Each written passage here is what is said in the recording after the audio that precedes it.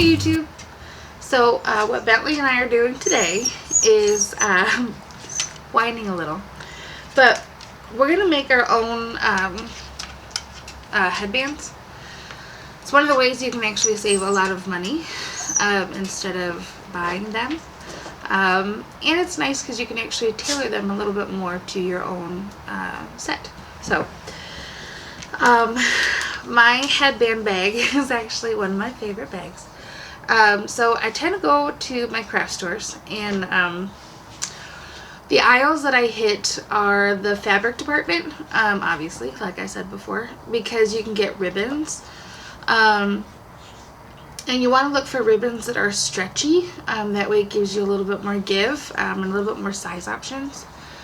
I also hit the buttons. You can actually do a lot with buttons. These are one of the ones that I just found and I'm really excited about. I'm not using them today, but you can do a lot of stuff with it.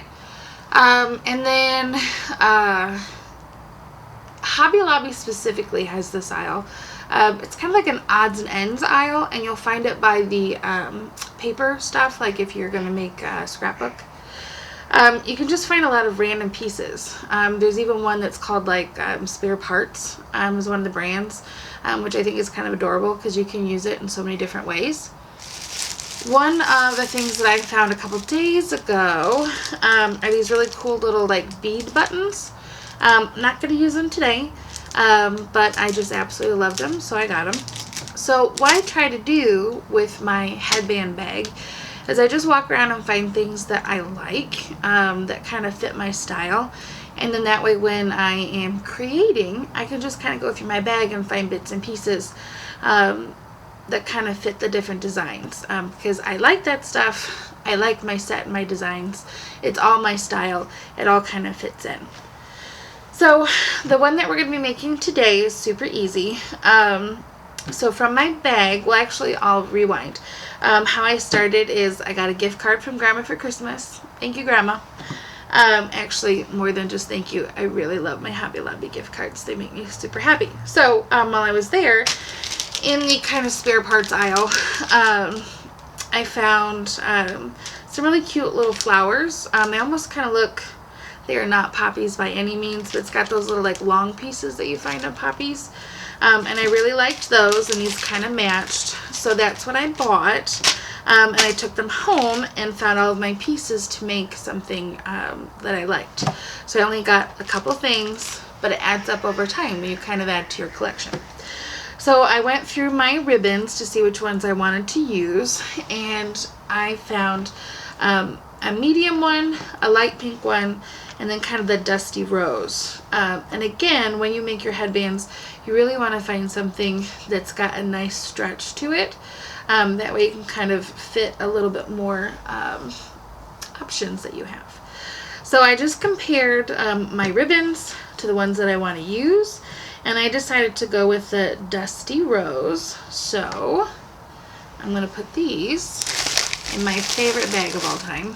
It's like when we were little and you'd watch Barney and they would like go to their little craft section, and then it would be this magical thing. That's what I hope to have someday. But for now, it's just a little bag.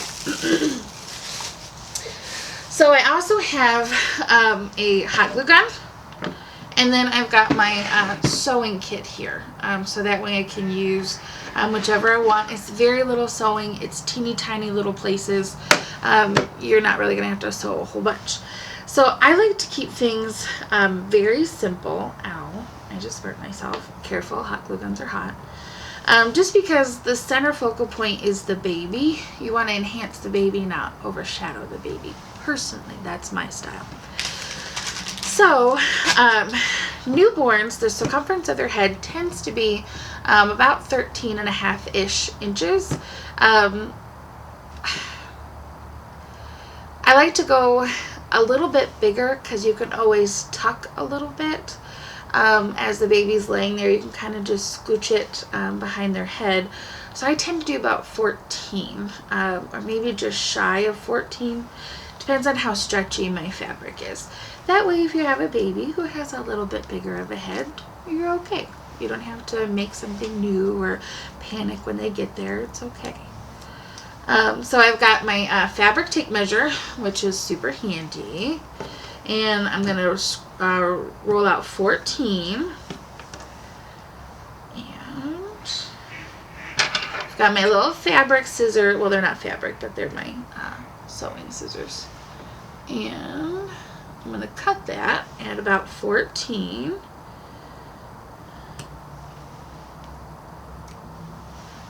Little sewing scissors, they're so cute. I got them at a craft store because, of course, regular scissors won't do if you're crafting. Gotta have pretty ones.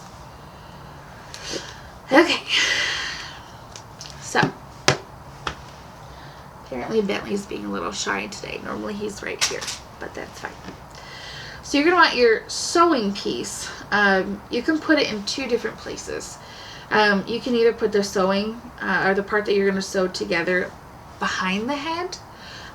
Or you can use it as the piece to hold together. I always prefer to put that behind the head, just because there's too many things going on there.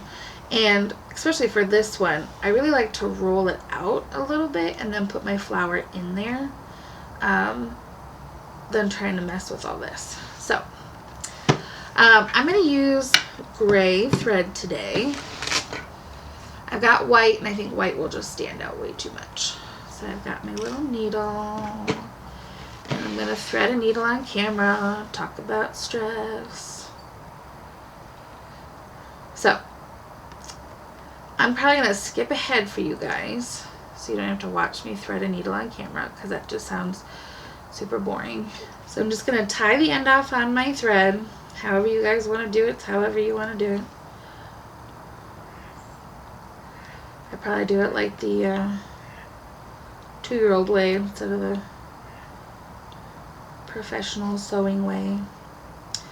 But nobody's going to see the back of the bonnet or the headband, so relax. That's the part about crafting that is the best. This is supposed to be relaxing. This is supposed to be your creative outlet away from the one that brings you money. I know sometimes when you're crafting around something that brings you finances, some of the joy kind of gets left out. I really wish that you guys could see this, because he's mad at what I'm doing right now, so he's sitting in the other chair across the room judging me.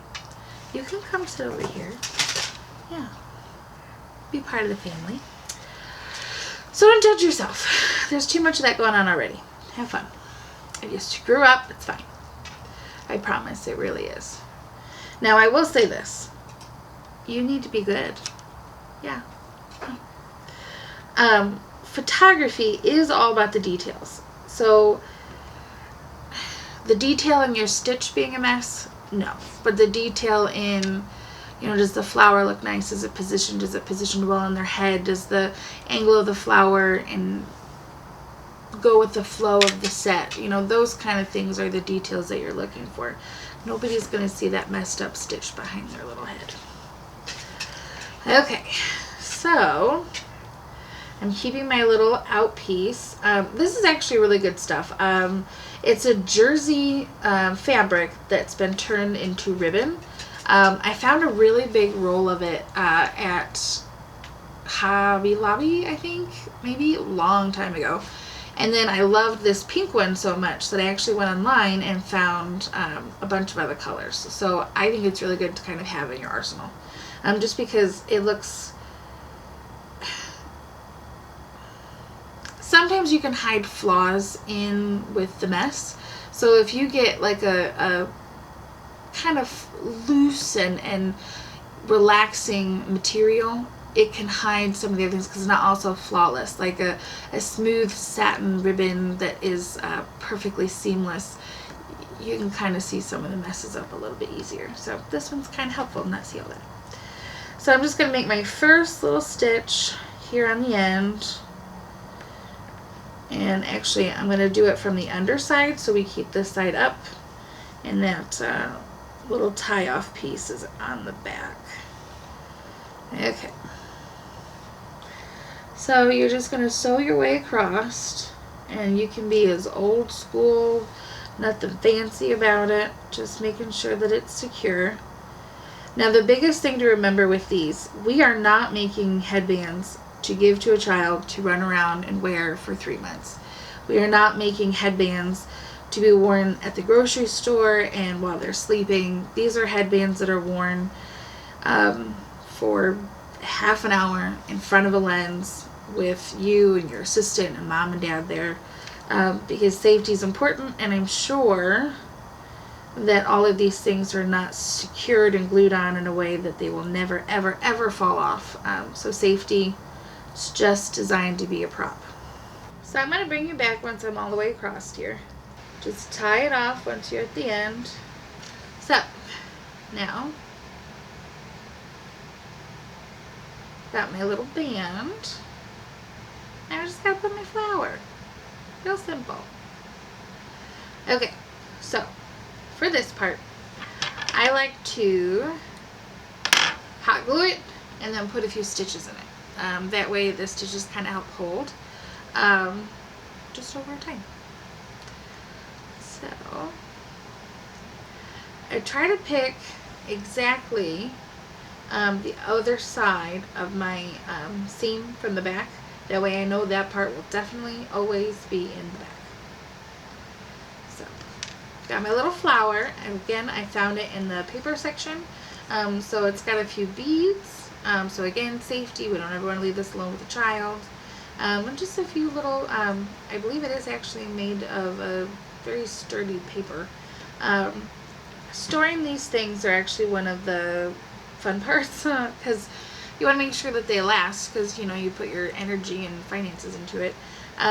So I found a really good storage container, but it's kind of a little embarrassing. So if you've ever gone to Taco Bell, Taco Bell has Mexican pizzas, and the Mexican pizza container, it's very flat and about that big, and it just fits right in there. But you can go to Hobby Lobby and your craft stores and get little tiny boxes. I just found that since those are always the same size, you can stack them. So I just go in and I've ordered something, but just asked if I could have one or two just to keep. And they've always been really nice about it. I've explained. But if they say no, that's okay too. You can find some boxes at Hobby Lobby. Okay, so I'm going to put a little dab of glue. Just a little dab of glue.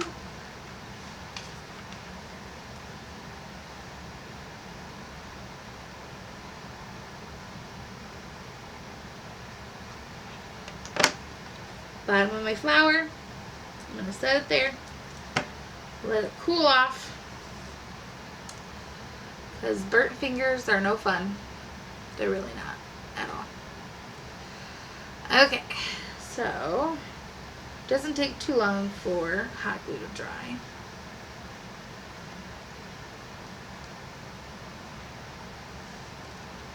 Okay, so we just have our little headband.